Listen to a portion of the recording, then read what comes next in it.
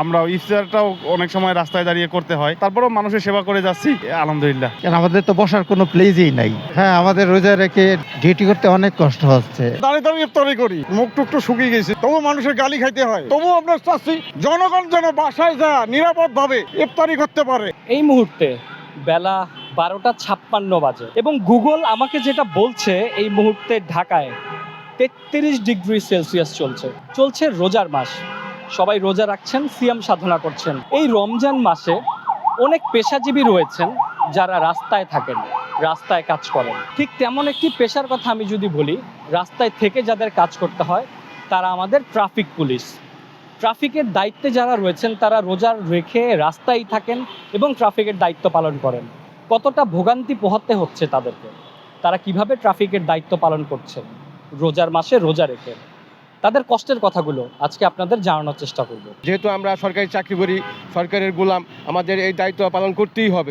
আমি যদি এক কথা বলি উনি বলবে দুই কথা। আমি তর্কে না জড়ে ওনাকে বুঝাই যানজট নিরসনের জন্য আমি যদি রুটে দাঁড়িয়ে থাকি তাকে 2 মিনিট আগে পার করে দিতে পারি, সে আমার জন্য বলবে না ট্রাফিক আজান দিচ্ছে তারপরও রুটে দাঁড়িয়ে আমাকে এই সাহায্য সহযোগিতা করছে।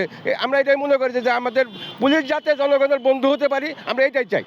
হ্যাঁ, আমাদের রোজা রেখে ডিউটি করতে অনেক কষ্ট হচ্ছে। এক হলো গরম, ধুলাবালি, গাড়ির শব্দ, আগের মতো গাড়ির সিগন্যাল মানতেছে না। কেন আমাদের তো বসার কোনো প্লেসই নাই।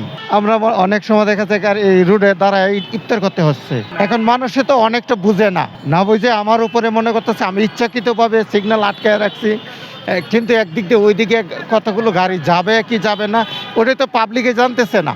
ওরা মনে করতেছে আমি ওই সিগন্যালটা 2বার ছাড়তেছি, ওইটা আমি একবারও কেন ছাড়তেছি না, কিন্তু সামনের দিকে গাড়ি যাচ্ছে না ওইটা ওরা কিন্তু এটা বুঝে না বুঝছে আমার সাথে ওরা খারাপ ব্যবহারটা করতেছে। রমজান মাসে মানুষ আসলে আইন অতটা বেশি মানতে নারাজ, তারা যত্র গাড়ি থামাচ্ছে এবং আমরা যে রাস্তাটা বন্ধ করে দেই যে এটা এখন যাবেন না, একটু পরে যাবেন, কিন্তু তারা আমাদের এই কথা শুনতে নারাজ। আমরা ইফতারটাও অনেক সময় রাস্তায় দাঁড়িয়ে করতে হয়, তারপরেও মানুষের সেবা করে যাচ্ছি আলহামদুলিল্লাহ। কি করব, আমাদের কষ্ট তো করাই লাগবে, জনগণের জন্য আমাদের কষ্টটা করাই লাগবে।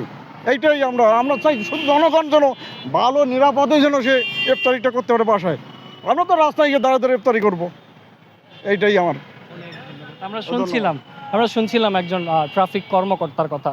আমরা সারাদিন কথা বলেছি রাজধানীর বিভিন্ন জায়গায় ট্রাফিকের কাজে যারা নিয়োজিত রয়েছেন তাদের সাথে, তারা বলছিলেন তাদের কষ্টের কথা।